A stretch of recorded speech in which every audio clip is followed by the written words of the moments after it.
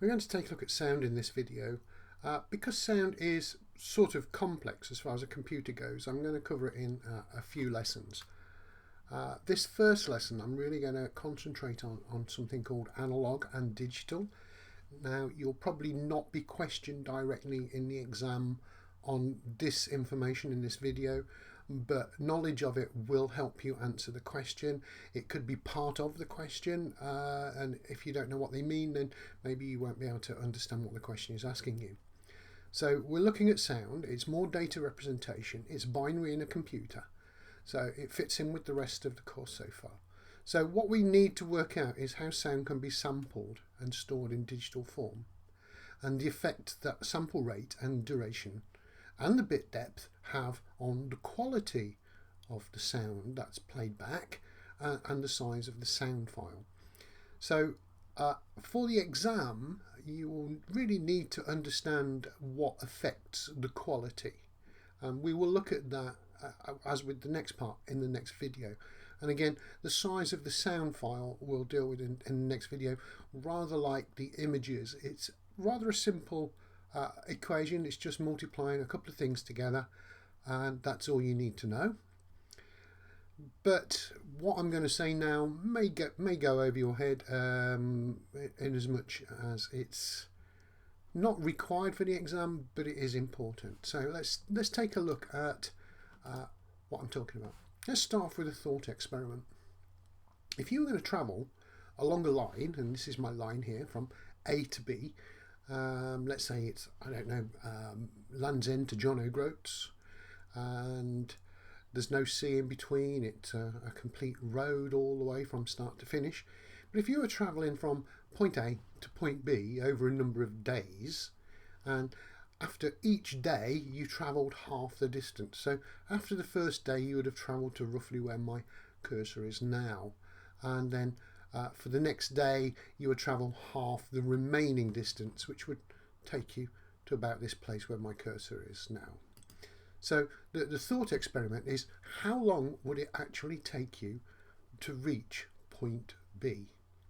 So here's the problem: travelling half the distance in one day, travelling half the remaining distance the next day, travelling half the remaining distance the next day, travelling half the remaining distance the next day.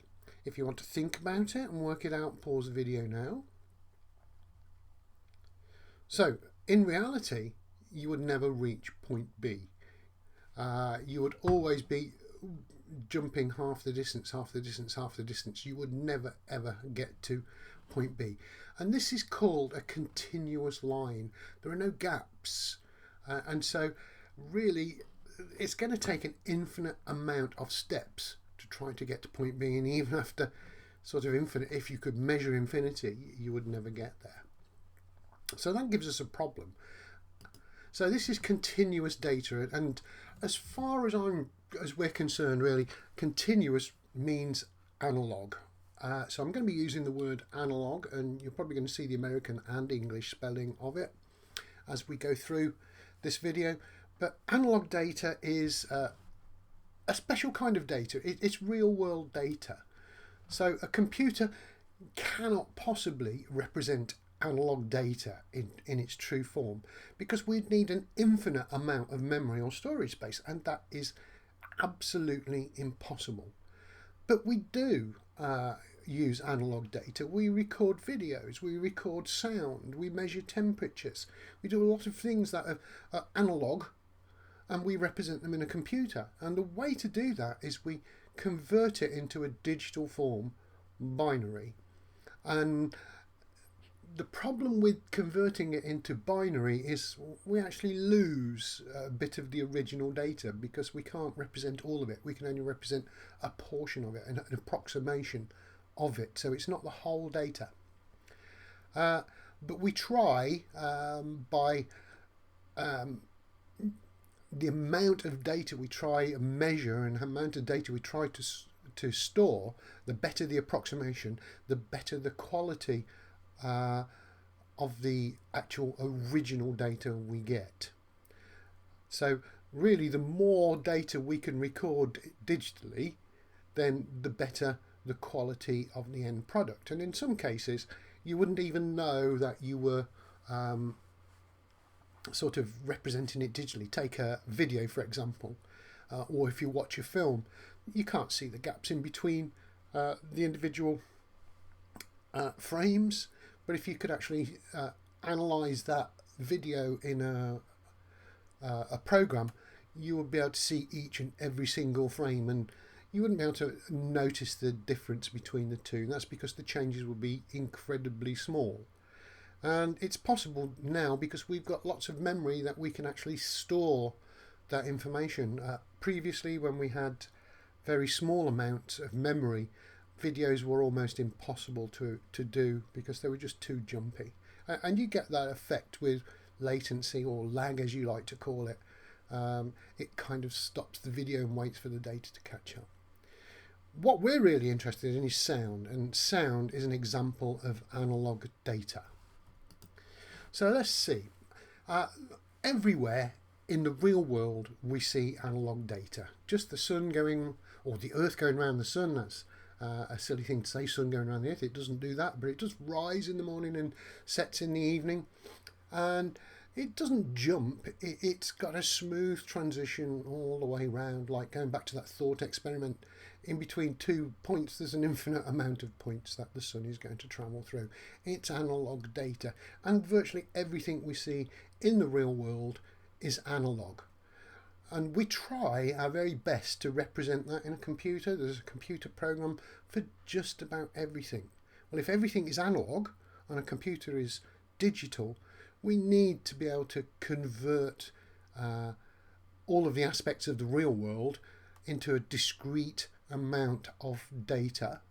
And by discrete, what I really mean is a finite amount. So maybe 1 million bits of information, but not an infinite amount, to represent the real world on a computer. And again, we're dealing with sound mainly in this video. We'll look at actual video very, very briefly in another video. So examples, and you need to know this because in the questions that I set you, I want some more examples of these.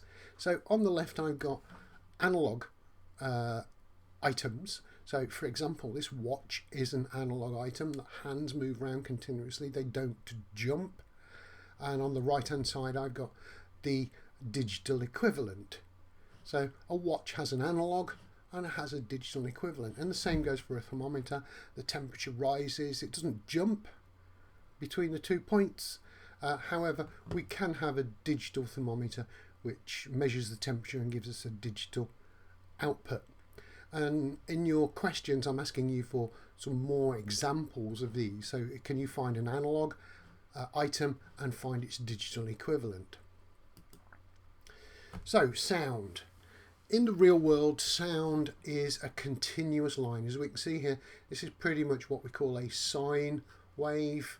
It goes up, it goes down in a cycle, but there's no gaps, there's no breaks. Ignore the fact that we're displaying it on a monitor which does have pixels, so you may be able to zoom in and see the gaps between the two, but in reality there is no break in any of this. It's one continuous line, and that's what we call an analog sound. Notice the American spelling there. And we call this a waveform, and we'll deal with these in detail in the next video. But we try to represent that into a computer, and we can't do the analog version. We have to do a digital version. We take things called samples at certain intervals in time, and we build up a picture digitally. Now notice there's big jumps between the different heights of the bars above and below the line, but if you sort of squint you can see the actual shape being made of the original waveform that we had above. And what you will be tested on is how do you get this digital waveform to represent this continuous waveform more accurately. So we will deal with that again in the next lesson, but that is really your challenge, and you might be asked to perform a calculation. Very simple multiplication, probably just multiplying three things together to get a result, and that is all you need to know. So let's take a look. This is sort of off the scale. You need to kind of know it for a couple of reasons. One, because it puts into context what we're doing. Secondly, you might want to actually do this yourself at home with your computer. I don't know. It's very popular these days to actually have sort of bedroom artists who create YouTube videos with sound. They make #1 in the charts and they haven't moved out of their bedroom. And really, this is the area that we're looking at. So first of all, we'll start from the left hand side. I've got a microphone. Well, a microphone is analog. It takes sound, voice, song. It could even record instrument frequencies, and we get a continuous frequency with that, and it needs to go into the computer to become digitized. And to do that, we need something called an analog to digital converter, or ADC for analog digital converter. Now, with most computers, they tend to have a socket on the computer that you can plug your microphone into, and that really is the hardware that would be your analog to digital converter. Inside the computer, it would be a small circuit on a circuit board which would convert this frequency into this digitized sample. And we get the same if you want to hear or play back your sounds. Your ears work on this waveform. They don't work in this binary pattern at all, this digitized form. So it needs to be converted back to something that your ears are capable of hearing, which is a waveform. And so for that, we need to have a digital to analog converter, or a DAC. Now, these are not so, what can I say? They just come supplied. There's not much you can do with digital to analog converters. It's just generally a socket on a computer. But the input to a computer, the analog to digital stuff, can vary enormously. So on the next slide, what I've got is, well, if you play a guitar, you can get that guitar sound into your computer, and the guitar frequency would be a continuous waveform, and there would be an actual device. This would plug into the computer and the guitar would plug into the device, and that is your analog to digital converter. You'd record your sound, your guitar or song, whatever you're doing, and then you just play it back through your digital to analog converter through the speakers, but you wouldn't need any other device here to change what's happening.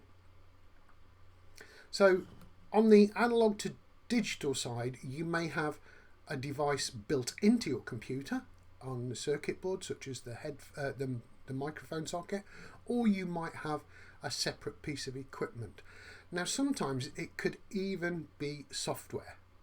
So if you've got something plugged into your computer to measure something, it might be a driver that comes with the actual piece of equipment, and that driver would be your analog to digital converter, which would convert the analog signal into a digital signal.